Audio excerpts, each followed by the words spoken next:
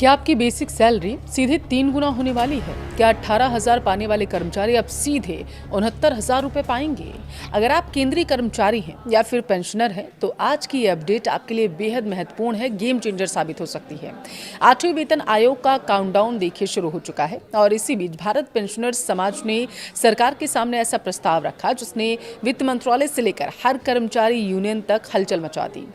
3.83 का fitment factor, pension 5 गुना ज़्यादा और परिवार के सदस्यों की नई गिनती।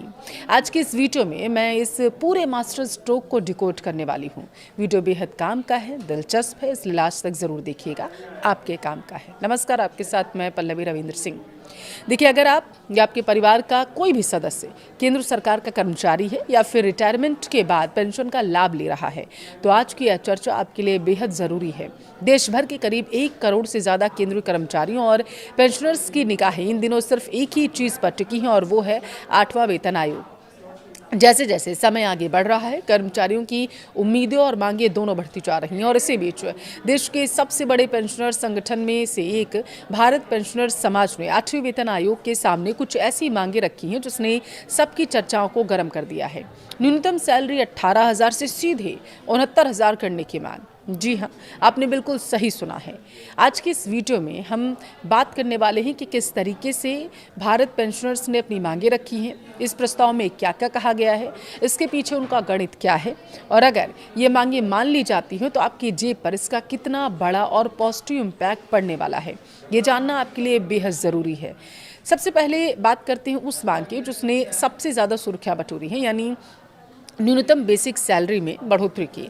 आपको बता दें कि हाल ही में भारत पेंशनर समाज के एक उच्च स्तरीय प्रतिनिधिमंडल ने 8वें वेतन आयोग के अधिकारियों से मुलाकात की और इस प्रतिनिधिमंडल में बीपीएस के अध्यक्ष RK चौहान और महासचिव अविनाश राजपूत जी शामिल थे। उन्होंने आयोग के सामने जो सबसे बड़ा प्रस्ताव रखा वो था न्यूनतम सैलरी को 18,000 से बढ़ाकर सीधे 69,000 कर देना। अब आप सोच रहे होंगे कि अचानक इतना बड़ा जंप कैसे आ सकता है। दरअसल इसके पीछे संगठन ने एक ठोस गणित रखा है।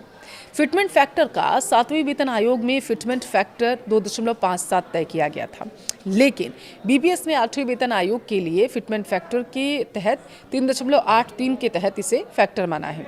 अब जरा कैलकुलेशन समझिए आप। अगर मौजूदा 18,000 रुपये को 3.83 से गुणा किया जाता है तो यह आंकड़ा लगभग 68,940 रुपये के आसपास बैठता है और इसी आधार पर संगठन ने 69,000 रुपये की न्यूनतम सैलरी तय करने का फैसला किया है, लॉजिक दिया है उन्हें।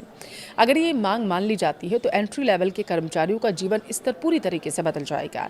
अब आते हैं हमारे रिटायर्ड पेंशनर्स के ऊपर। बढ़ती उम्र के साथ मेडिकल खर्च और जीवन यापन की लागत आसमान छू रही है। इसे ध्यान में रखते हुए बीपीएस ने पेंशनर्स के लिए एक बहुत ही मजबूत प्रस्ताव दिया है। जब प्रस्ताव पेश किया गया तो उसमें चीज़ें क्या कही गई, मैं आपको वो बताती हूँ। देखिए, फिलहाल के लिए वर्तमान में न्यूनतम पेंशन 9,000 रुपये प्रति महीने है। आज की महंगाई में 9,000 रुपये में गुजारा करना बहुत मुश्किल है, ये आप सभी लोग जानते हैं। इसलिए संगठन ने मांग की है कि इस न्यूनतम पेंशन को बढ़ाकर 45,000 रुपये कर दिया जाए या मौजूदा पेंशन से सीधा 5 गुना बढ़ जाएगा। अब इसके अलावा पेंशन कैलकुलेशन के फॉर्मूले में भी बदलाव का सुझाव दिया गया। बीपीएस का कहना है कि न्यूनतम पेंशन कर्मचारी के आखिरी वेतन का 67% होना चाहिए, जो कि आमतौर पर 50% होता है। फैमिली पेंशन आखिरी वेतन का कम से कम 50% होनी चाहिए। संगठन का दरअसल तर्क है कि जब कोई कर्मचारी रिटायर होता है या दुर्भाग्यवश किसी पेंशनर का निधन हो जाता है तो उसके परिवार के पास सम्मानजनक जीवन जीने के लिए पर्याप्त वित्तीय सुरक्षा होना जरूरी है। वेतन आयोग जब न्यूनतम सैलरी तय करता है तो वो यह मानकर चलता है कि एक कर्मचारी को कितने लोगों का पेट पालना है। इसे फैमिली यूनिट कहते हैं। अभी तक सरकार परिवार को 3 यूनिट का मानती है, यानी पति, पत्नी और एक बच्चा। लेकिन भारत पेंशनर्स समाज ने इस व्यवस्था को पूरी तरीके से बदलने की मांग की है। संगठन का सुझाव क्या है वो सुनिए। भारतीय समाज की सच्चाई को देखते हुए इस यूनिट को 3 से बढ़ाकर 5.2 यूनिट किया जाए। इसका गणित उन्होंने कुछ इस तरीके से समझाया जो मैं आपको बताने जा रही हूँ। कर्मचारी खुद यानी पेंशनर्स 1 यूनिट हो गया, पति या पत्नी 1 यूनिट हो गया, 2 बच्चे 0.8 और 0.8 यूनिट हो गए। सबसे ज़रूरी 2 बुजुर्ग माता पिता 0.8 और 0.8 यूनिट। इन सबको मिलाएं तो कुल 5.2 यूनिट बनता है।